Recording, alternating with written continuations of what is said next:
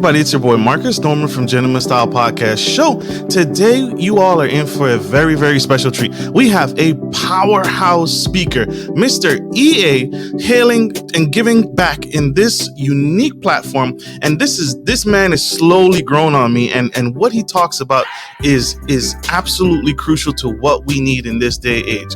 From the age of 16, this man has been in business. He's been on numerous entrepreneurs, several different levels of businesses. He's done everything that you can imagine, from book writing, author, speaker, travel the world, owner of several different businesses, sold businesses, you name it, this man has done it. But one of the most powerful things that Mr. EA is here to talk about today on the Gentleman Style platform is giving.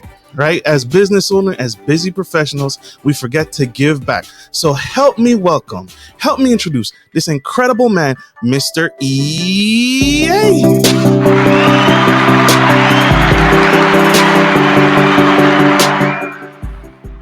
Wow, that's quite an introduction. I have to say, I was thinking, man, I can't wait to hear this guy myself. And then you said my name.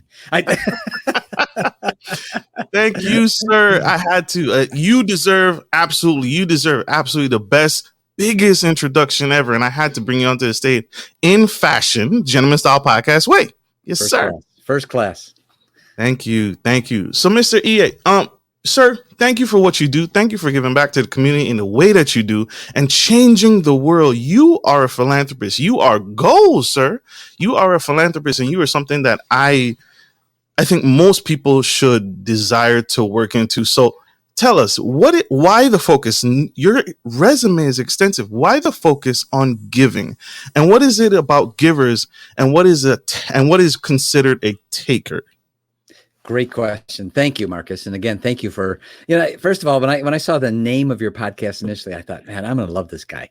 I mean, what a great name for a podcast. And today we need to be gentlemen, and we can be gentlemanly, and family. I think the family unit's under attack. And I think, podcasts like yours are critical platforms today. So thank you for what you do and what you bring to the public. I think it's a valuable, a very valuable thing for people to learn. And that really is what brought about what we do at Givers University. And I can share with you a question that I would like your listeners to ask themselves. And the question is this: think about the fires that you stomped out today. Think about the times today where your stress levels spiked and went straight up. Think about the challenging moments you had today where you had a conversation with someone and you walked away thinking, man, I don't even know what we just talked about, other than I just got all my energy drained out of me. And every one of those instances, every one of those fires, every one of those stress levels, every one of those things all have one thing in common. There's a name attached to them. And that's what's not being taught. But, I'm a self-improvement geek, and I know you are too, Marcus. I know you're out there looking for ways to improve yourself all the time, and you do it by virtue of your podcast. You meet great people, and that's excellent. And I love to self-improve too. I commit an hour a day to that. But I realized no one is teaching, what about the other guy? What if he's doing it wrong? What do you do? So first of all, we want to say, and I want to say emphatically from Givers University, we love everybody. I again reiterate, we love everybody. But what we do is we teach people to distinguish the person who we love from their deeds, which we may not love. And we teach them to discern. We have a saying that goes, givers earn 3 times more because they discern 3 times more. And what we teach others is something not being taught today. And that is, what do you look for? What are the things? Because we're so fast today. Businesses coming and going and opening and closing. When we, products being antiquated overnight and replaced with other products. We're so fast. No one's doing that step back and saying and thinking and discerning and watching what other people are doing and saying, because of what they're doing, not the person. So to answer part of your question, when we say giver, we're not labeling a person. We're labeling the deeds of that person. And when we say taker, we're not labeling a person, we're labeling the deeds of that person. And we teach people how to discern the deeds. What do you look for? Not with some broad swath or some innocuous reference or statement, but specifically, what are the deeds that we should watch for? And when we see them doing these things, we should be discerning and then decide, should I pull this person in closer into my life and have them be a part of my givers community, which we want to build around us? Or because of the things I'm seeing in the deeds, remember, we love the person, but we're observing their deeds.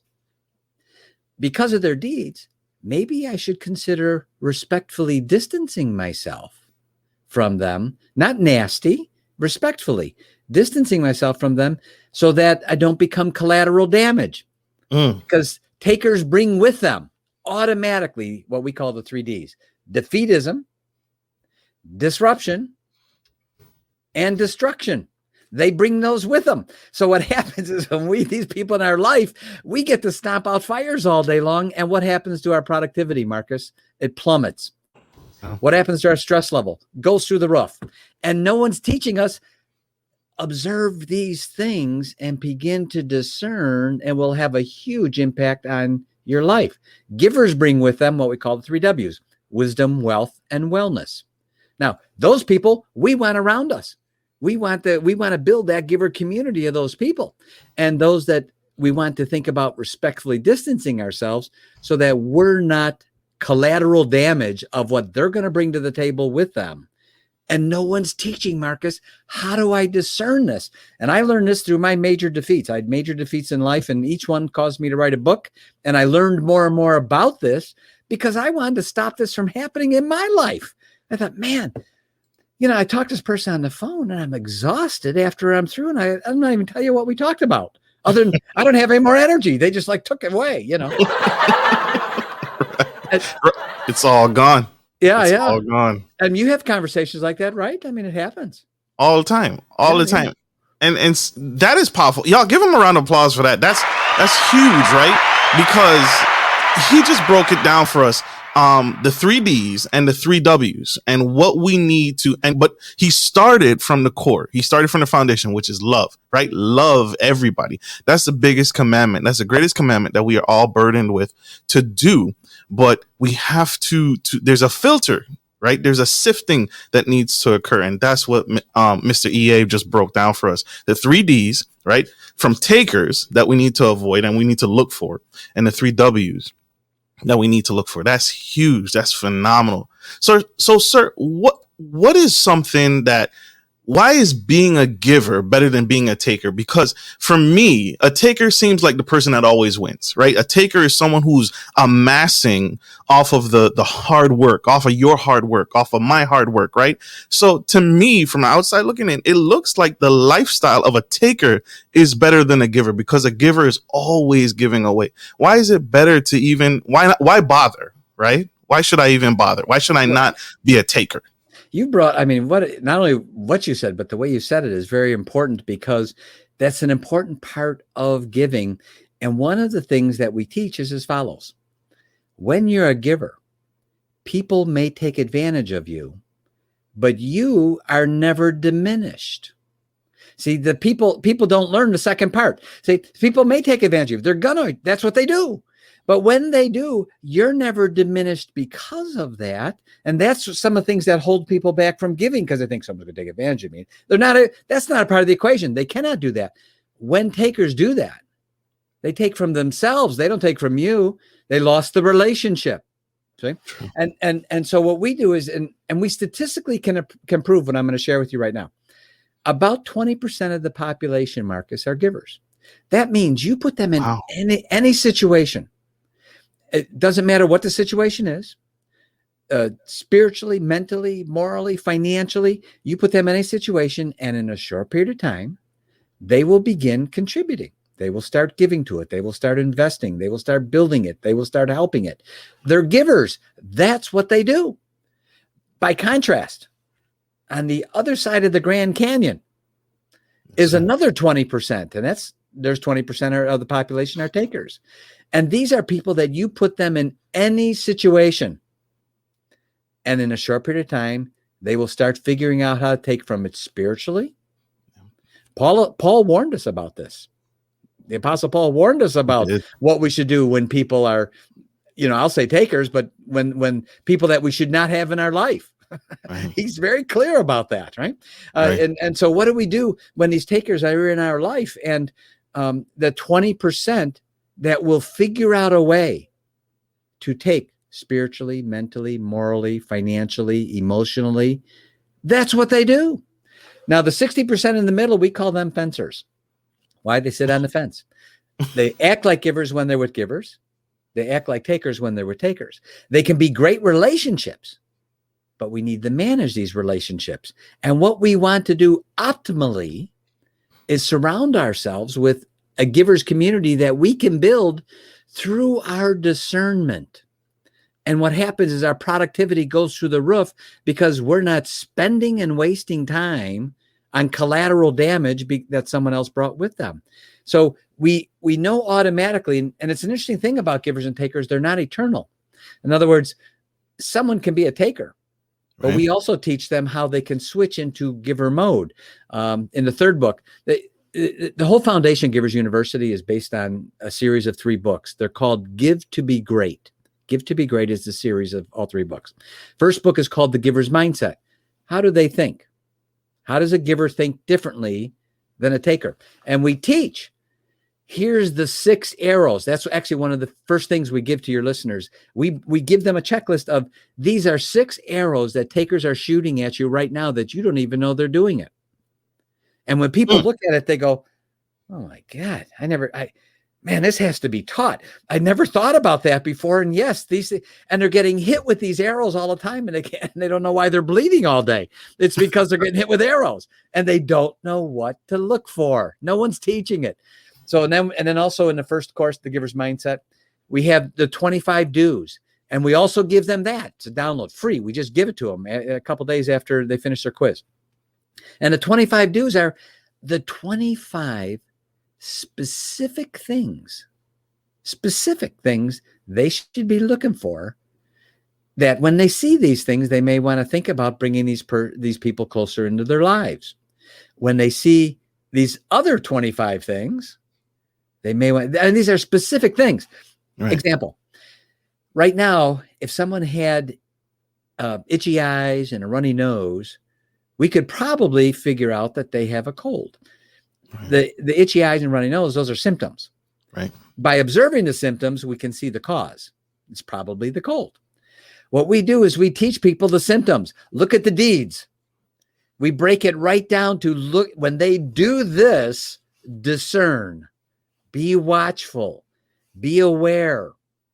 And we teach a couple of things as an example, just to share a couple. I like to share little golden nuggets with the listeners so they can, please, so that they go, wow, this is really good stuff. I mean, I really learned some. It wasn't just amazingly entertaining, because that's how Marcus is, but it was good information, right?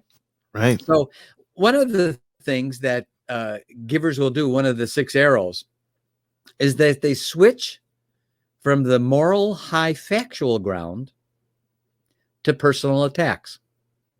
In other words, when you're having a dialogue with them, when they change into gear and says, you don't know what you're talking about, personal attack. It's got nothing to do with the facts at hand. We should be talking about the factual information. And so one of the things that happens is that people switch gears, and when they're switching gears and you see them do a personal attack instead of staying on point with whatever the dialogue is, they just lost. That's why they're doing a personal attack. They have no foundation for their discussion based on facts. So we teach people, when you see the personal attacks coming, there's a reason for them.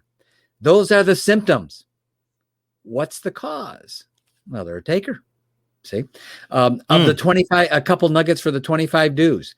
One of the things that you see with takers is that they're not willing to do the thing to get the thing. Takers are not willing to do that. In other words, they're always looking for a shortcut. They're very Me Too oriented. They're always pay me up front before I do anything. They're always, I'm not going to help unless I get something and I need something out of it first and now. And when you hear those references, so our slogan is, do the thing to get the thing, do not the thing, get not the thing, but get something else. Takers do not want to do the thing to get the thing. They're not willing to do it. By contrast, givers will. Givers are willing to do the thing, and they're the first ones to step forward and said, I'll do it. And they will do whatever is required to accomplish whatever the task is. These are things we teach them. The other is, one last thing I can share with on the 25 do's. They'll get all 25 of them. Literally, it's a 2-page checklist, and it's mind-boggling when people look at it and they go, oh, they broke this down. It's a checklist of discernment. Look for these things when they do them, right? So another nugget on the 25 do's. Takers are not willing to delay gratification to increase returns. Everything with them is now. I need it now. I want it now. Give it to me now. And they're not willing to put forth the time and allow something to grow and mature. Everything with them is, I need the gratification now, whatever that gratification is. And so they're very self-gratification oriented with a sense of immediacy. When you see them doing these things, the deeds, we may want to think, I wonder if I should start to respectfully distance myself because I'm about ready to become collateral damage. And I'm going to be stomping out fires not of my making.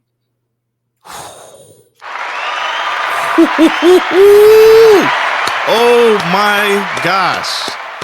Sir, this is impactful, y'all. This is phenomenal. This is more than any person could ever expect to ever get out of a podcast episode. Give him another round of applause, y'all. That's major. Oh my gosh. We have to go to a quick commercial break. We'll be right back. You guys stay with us. Stay tuned. We'll be right back. Don't go anywhere for more of Mr. EA. Good day, podcast listeners. This is your boy, Marcus Norman of Gentleman Style Podcast Show. I wanted to let you guys know that we will be rolling out a new feature and adding a join sponsor button next to the subscriber button here at the bottom of your screen. Once you click the button, it will display 3 membership levels. Gentleman Gentry, which is our entry level, Duke Duchess, which is our season level, and the Emperor and Empress, which is our most sophisticated level, which you will receive unique perks and benefits at each differing level and gain access to our community tab. We will also be sharing polls, upcoming events, and interviews, as well as receive feedback from our sponsors directly. Your support helps me find new and exciting guests to bring to the stage live. Well, in order to get the higher end speakers, it requires, you guessed it, money. So thank you for tuning in to my channel. And if becoming a sponsor sounds good to you, then select the join button below and choose your desired sponsor level. Let's continue to grow and serve the future of generations of men and women to come. Love you guys. Bye.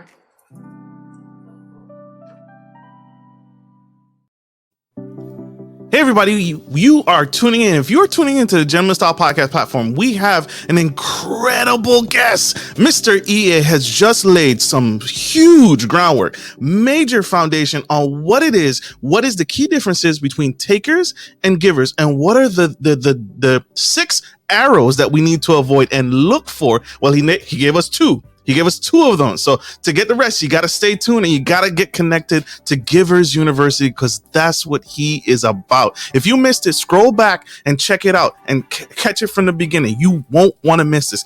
Mr. EA live, y'all. Love it. Just love it. Man, sir, you are amazing. Thank you for that. And we have a question from the audience. I wanted to bring it up to the big screen if that's okay with you. For sure. Miss Letitia Boyd Elliott is a VIP sponsor, so thank you for your support. She asks, do you believe people are naturally givers or takers? And how difficult would it be to try to transform a taker to a giver? Great question. Great question. Very, very great question. And I'll be happy to answer that. And then I'd like to touch on my 3 major defeats that helped me learn those instances that are right really to that point, because I believe people do learn by stories. And we know the greatest man that ever walked this earth told parables and stories and how important those are. So I'd like to share those with you. But people can be transformed. And through Give to Be Great and Givers University, the third course, which is called the Giver's Lifelong Learning. First one, Giver's Mindset, how a giver thinks different than a taker. Second one, Giver's Lifestyle. There we identify the 30 habits of givers. There are specifically 30 habits that when you see a giver doing this, you know you want to pull them in closer. By contrast, there's 30 habits when you see people doing these habits over and over again. And in that course, we actually explore all 60 habits, 30 givers, 30 takers. The third is called Giver's Lifelong Learning. And in this course, we actually teach about how to do that, where a person can do exactly what she just asked. It's called a data reset. We call it a data reset. DATA. Declare and turn around. See, and by the way, I want to share with you, a lot of people, there's sometimes people talk about repentance and they only think about half of the equation. Part of repentance is not only declaring, I'm not going to do this anymore, I'm going to be different, but turning around and going in the other direction. That's the full part of repentance. Or as we say with Givers University, the data reset, declare and turn around, DATA, declare and turn around. We teach people how to do a data reset so that they can change the direction and then go from being a taker and wired as a taker and then become a full-blown giver. And guess what? It's an ongoing fight. It's a struggle. I've been in temporary taker mode, and it's very easy to get there and slide there when you're not looking and observing. That's why we need to observe more and discern more every single day. So we teach people how to do that. Declare and turn around. Go in the other direction. First declare it and then do something about it. And our deeds show whether we really have made the change or not what we say. We want our walk should always talk louder than our talk. And so because of our walk or our deeds, and I learned all this the hard way, man. I just got to tell you. I mean, I had 3 major defeats, and each one caused me to write a book, and that ended up being a blessing. And each defeat was more dramatic than the last one, and I learned as a result of that. And now I'm very blessed to be able to share this information. And also, the final thing I want to bring up on her question, which was very good. One of the best ways, especially here's the paradox. You have a person you love. You have a person near to them. Mm-hmm. You know they're a taker. You can feel it. You can see. You've got the 25 dudes in front of you, and you go, oh boy, they're hitting them all. The 6 arrows. I can see they're hitting every one of them. What do? It's a family member or someone that you're very close to or a close friend. The things we teach work in any business environment, any social environment, and with the family. And one of the first best things you could do is share with them this very podcast. Because you could simply say, hey, you know what? I heard this great podcast and it was very thought-provoking. I really loved it. Listen to the podcast and tell me your feelings on it.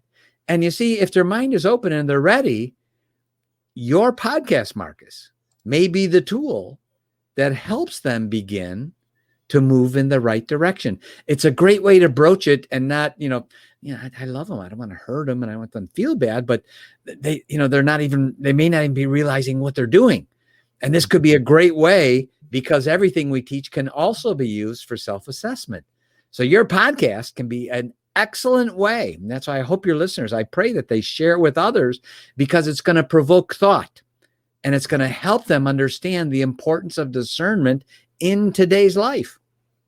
And I love that. That's huge. And I love the reason why I love that the most is because if I have someone who, like you said, hits the 25 wickets and they meet the requirement and I know they're a taker, they are the definition.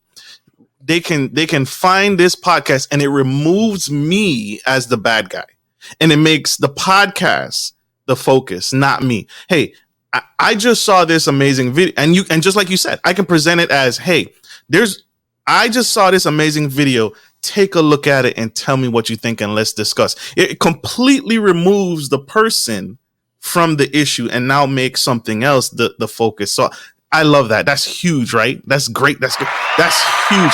And great question, Letitia. Great question. And I hope that answers your question. It definitely answered mine. and diving right in. Can you give us one of those defeats? You said you had 3 major defeats in life. Can you talk about any of them? Yeah, for sure, for sure. In fact, I actually am very transparent about them, almost brutally, because they all became blessings. And here's one of the things we need to understand.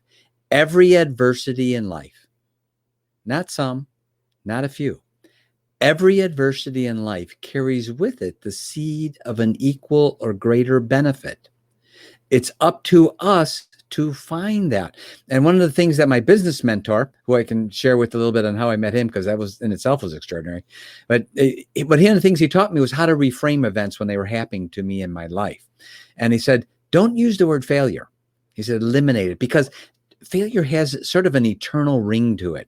He said, relabel it, reframe it, call it temporary defeat.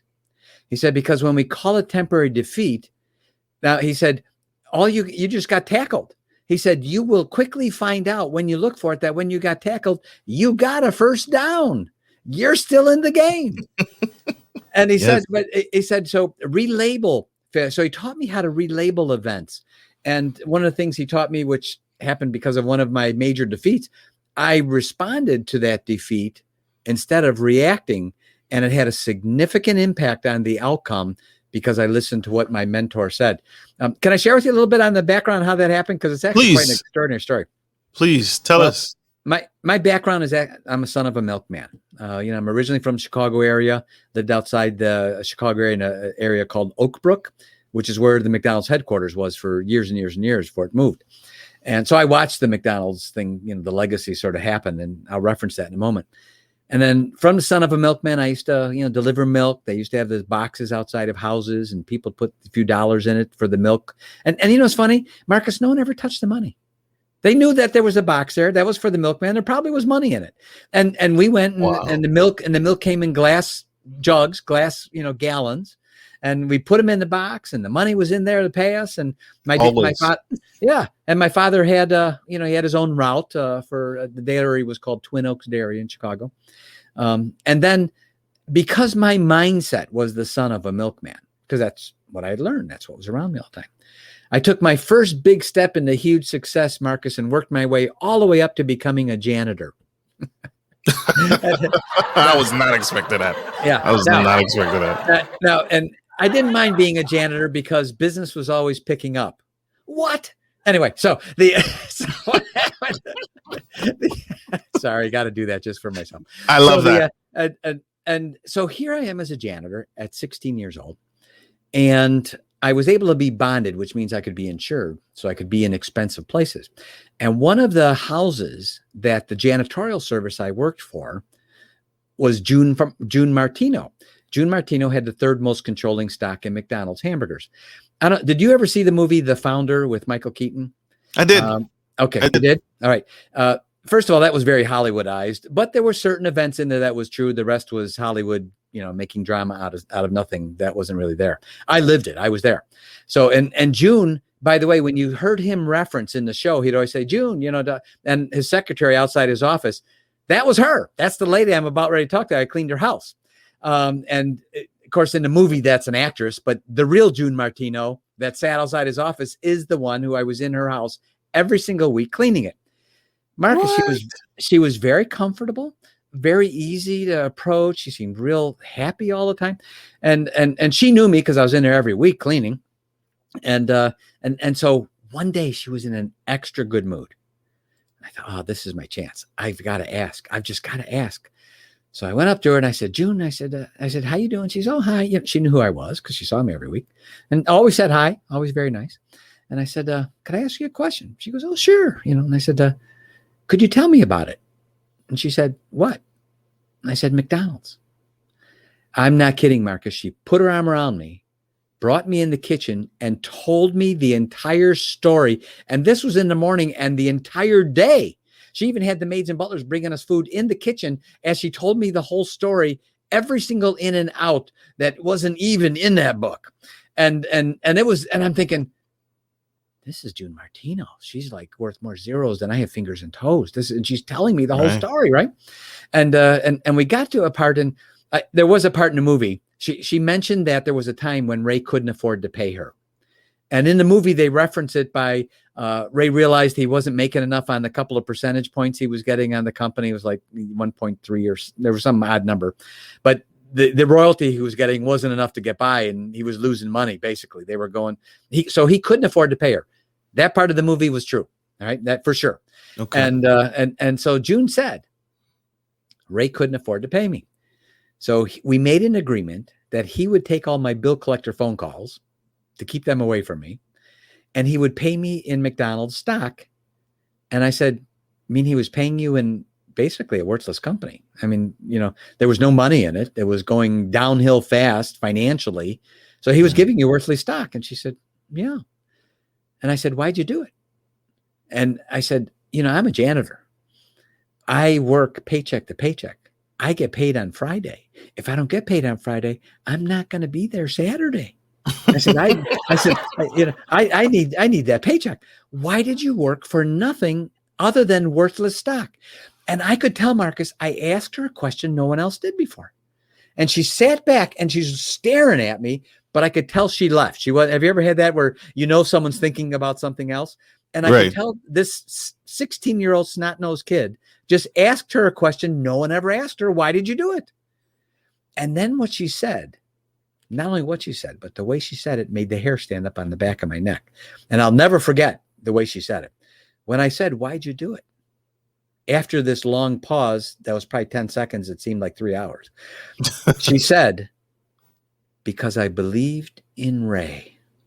And I thought, and my first thought, Marcus, my very first thought in my mind was, man, I got to find me a Ray Kroc. I've got to find a Ray Kroc. Someone I could believe in, someone that could mentor me, someone that could teach me the things, because I've got, son of a milkman, burnt out janitor mentality. My big fun event was getting free songs in bowling alleys at 2:00 in the morning from the jukebox. That was the big thing, So I thought, I need to find a Ray Kroc. I need to find someone that can mentor me. So with your listeners, one of the best mentoring they have is you. Marcus, his platform is a great mentoring platform for you to learn, to discern, and to learn these other mistakes. So listen to every podcast. Make sure you subscribe. Make sure you share it with others. I think that's critical. So and it was funny because as soon as I said, I have to find me a Ray Kroc, it wasn't 2 or 3 months later, we got a phone call at the office, the janitorial service. I was still there. And only the boss and I were there. I had already punched out, one of those punch clocks, the time clocks, right? I punched out. Yeah. And it always felt like punching out, if you know what I mean. I hate this thing, right? Adjust the clock. Yeah, exactly. Right. Yeah. So I put in 27 hours today. Anyway, so I'm thinking, I'm already, I'm gone. I've punched out. Just the boss and I are, and we're sort of talking. This phone call comes in, and he says, I need you to go over and show this guy some carpeting. He's from Michigan. He's from Detroit area. And he's opening a jewelry store, a diamond office, a diamond center. And he needs some carpeting, and I need someone to go show him some carpeting. And I said, Jerry, I don't know anything about carpeting. I'm one of the cleaning guys, right? He said, just go over. He gave me a measuring meal. He said, walk this way, that way, and give me a call on the phone, and I'll give you the quote. I said, Jerry, I've already punched out. I'm not going. He said, I'll tell you what. I'll give you your pick of Saturdays off if you go. Now, for a janitor, that's a big negotiating chip because Saturday, all the businesses are closed. So that's a big cleaning day. So if he's giving me Saturday off, woo-wee, this is a big deal, right? And I thought, okay. And I reiterated, I said, okay, any Saturday I want off? And he said, yes, any Saturday. I said, okay, I'll go. So now I'm going begrudgingly, because of a deal I negotiated on a Saturday off, to meet a man who will dramatically change the trajectory of my life. So the point there for your listeners is, when we're discerning and aware, which at that point I was not, right? Be aware that sometimes some of the most very significant things in our life will happen at that moment will seem like the most insignificant moment. Here, I'm begrudging. I'm just going because I'm getting a Saturday off, and I'm going to meet my mentor. Little did I know. So I got there, and it was an immediate bond, Marcus. It was like I knew him and he knew me, and we got along, and we talked about everything. We didn't have any of the carpeting he wanted. Ours was all commercial grade, and this is a type, and this was and this is a diamond store, right? So he wanted plush carpeting and nice looking, and we just had office stuff. So I never sold him the carpeting, but we talked for a couple of hours about anything and everything, and not the carpeting. I mean, I thought, man, this guy's easy to talk to, and I could tell that he felt like the same way, like there was just this comfort level immediately. So as I was leaving, he offers me a job, and I said, nah, I'm all set. He goes, no, and he said, I'll teach you. And I said, I don't know anything about diamonds. All I know about diamonds is they're expensive, and someday a woman's going to ask me for one. That's all I know. And he said, well, I can teach you. And I said, no, I'm all set. I'm a janitor. My future's all, I'm all set. People can make messes. Yeah, people can make a mess, and I can clean it up. I'm good, And so as I was leaving, I didn't know, he hooked me. He knew what to say. And I found out later on that he really, truly was a genius in the truest sense of the word. As I was walking out the door, Marcus, he goes, what do you have to lose? You can always go back being a janitor. And I tell you, the whole time I was driving in the car all the way home, I go, oh, he's right. What do I have to lose? I can always go back. Now, and I thought, all right, I'm going to see and I look at the clock, and it's almost midnight. And he was leaving the next day. I thought, he's not even going to be there. I'll try anyway. So I turned the car around. He's still there. And I said, all right, what do you have in mind? So he offered me a job for the next 4 months. Mm-hmm. He was in Detroit. I was in Chicago. I drove 301 miles. I'll never forget the specificity of the mileage. I got in the car at 4 o'clock in the morning on Saturday morning, Friday night, Saturday morning, 4 a.m.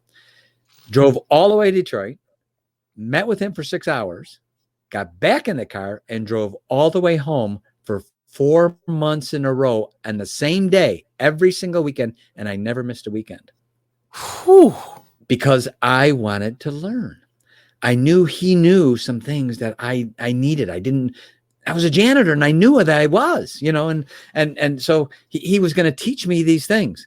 And this brings me up to, which I'll share with you, my first major defeat. And that really as my business mentor was mentoring me. Separate from that, I started a training company called I Can Unlimited. And we were training other companies how to produce, how to become more productive, how to grow their businesses. Multiple offices. Company was very, very successful. And I had a 50% partner. I owned half, he owned half.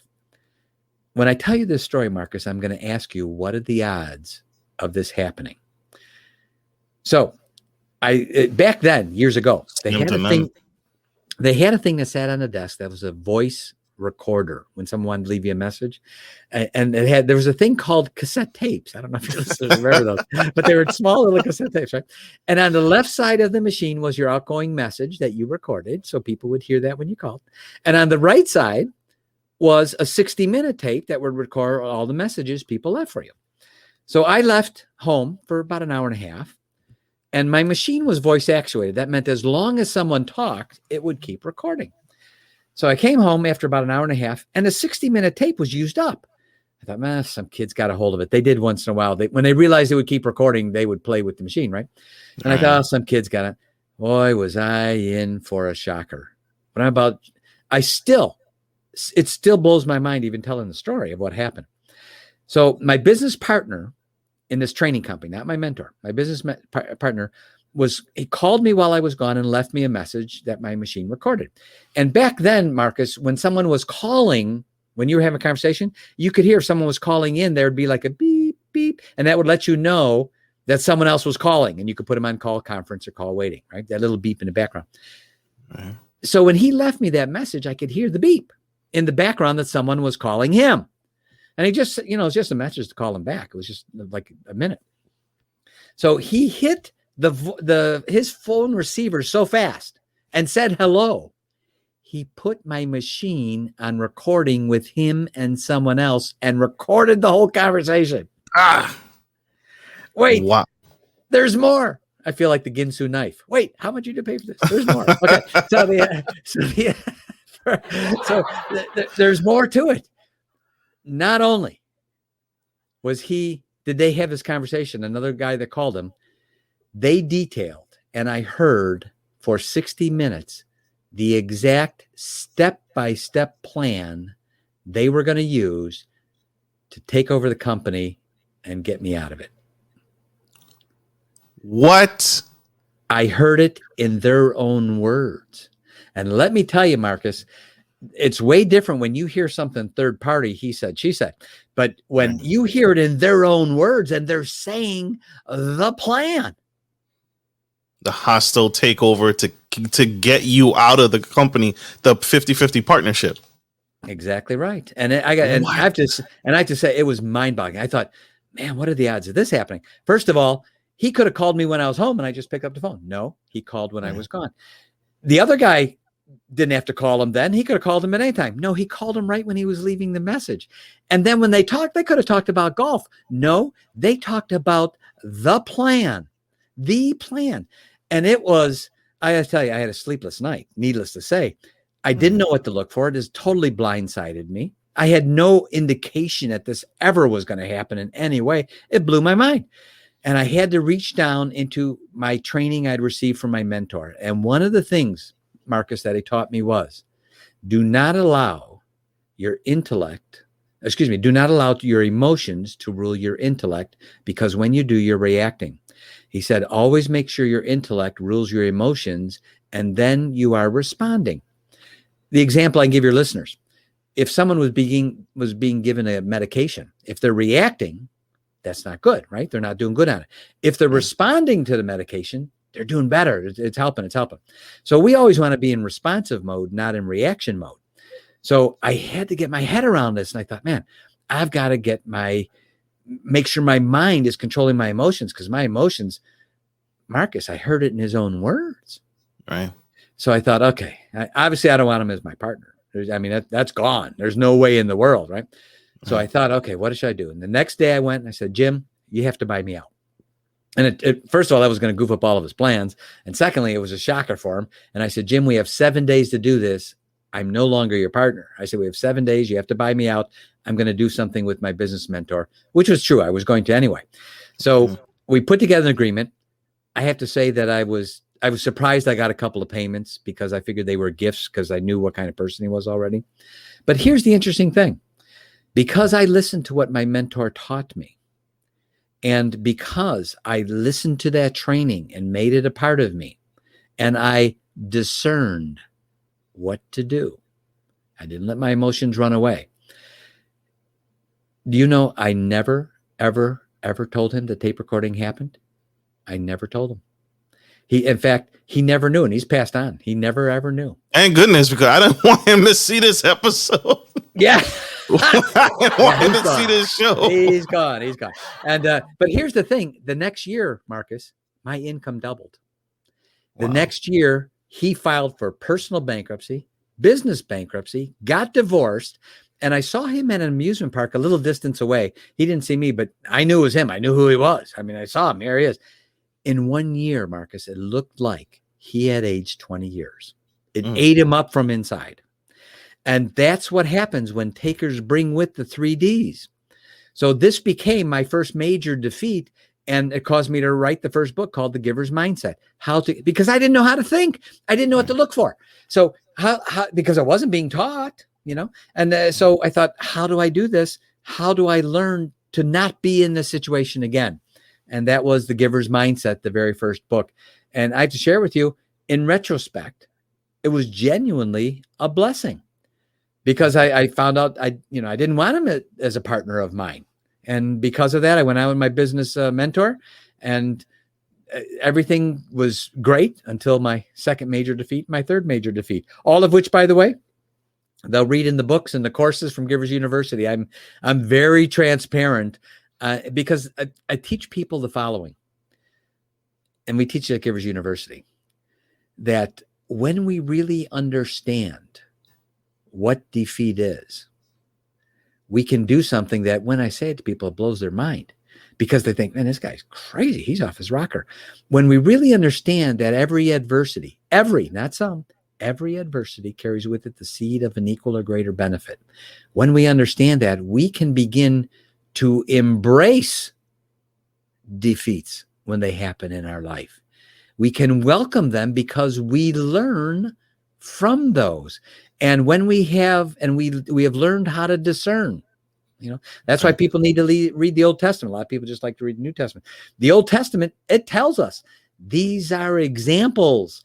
Everything in there that we need, the examples that we need in life can be found in those books, right? And so that's very important with your listeners, that we need to understand that when we understand these events, they don't have control over us anymore. That's so true. Because now we're embracing them.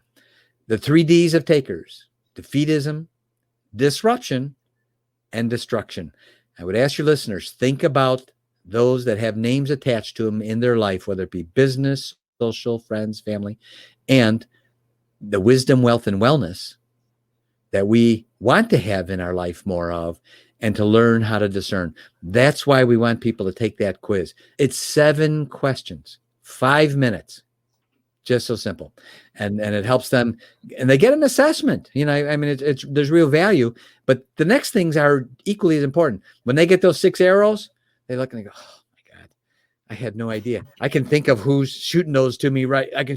No wonder why I feel like I'm bleeding all day, and I never get the chance to heal because I'm getting arrows shot at me. And these are the arrows. These are what they look like.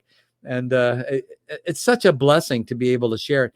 And the things that you're bringing, Marcus, your listeners, they should not only subscribe, and they should not only become a sponsor of your show, but they should be sharing it with others and just simply open it and say, man, I heard this great podcast.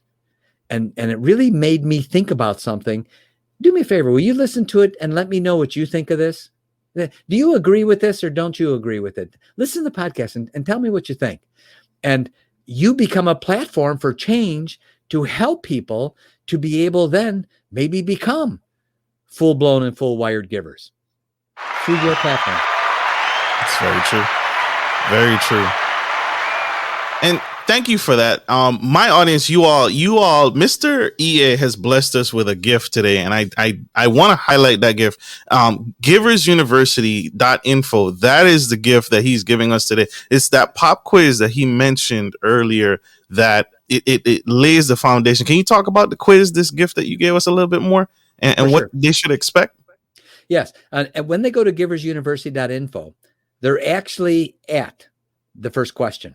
That page is the first question. And then they just click on its multiple choice. So they just, and the title of the quiz in itself is sort of thought-provoking. The title is, what is your givers and takers awareness IQ? What is your givers and takers awareness IQ? And when they go to www. I don't know how I say that. Everyone does too. Givers, right? We all know it's www. Givers. Have it. Yeah, right. Plural, giversuniversity.info, just as Marcus has on the screen.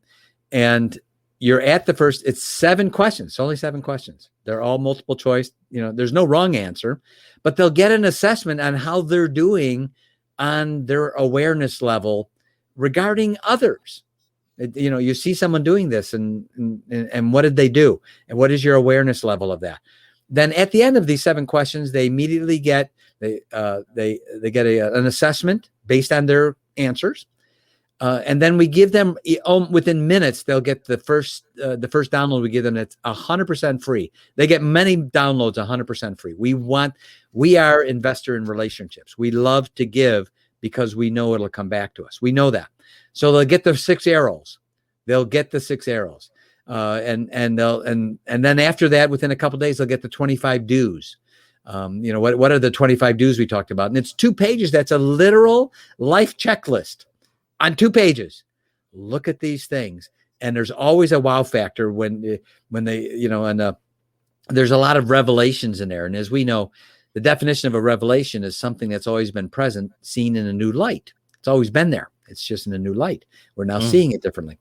And there's going to be a lot of revelations in there where they look and they see, I can see that now.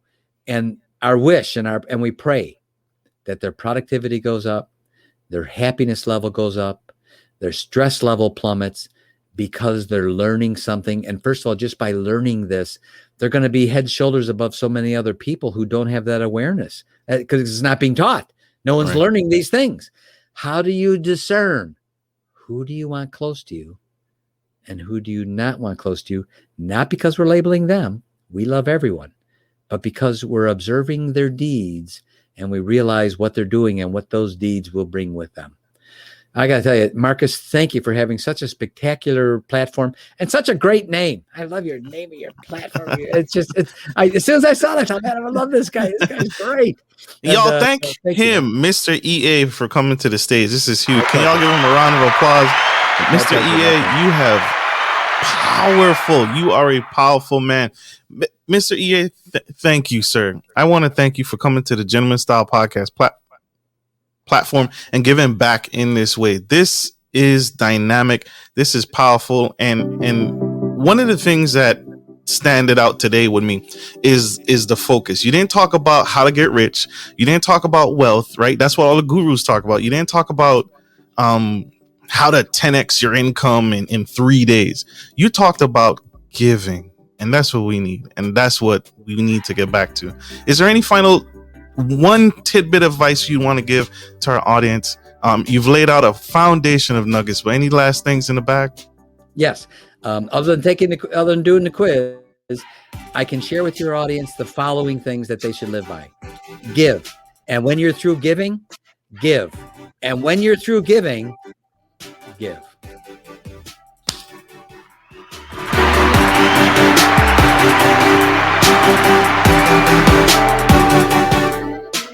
Thank you for that. And thank you all, my audience, for tuning in today. I hope this message has served you in the best way possible. I hope this was impactful and helpful and changed your trajectory in some small way. And so thank you for tuning in. And like I end every show, we got to let Mr. EA go. But like I end every show, take care of your family, take care of your friends, and take care of business. This is Marcus Norman of Gentleman Style Podcast and Mr. EA Csolkovits. I wanted to give it a shot one time. That's a good Thank one. you all. Have a great one. Love you guys. Bye.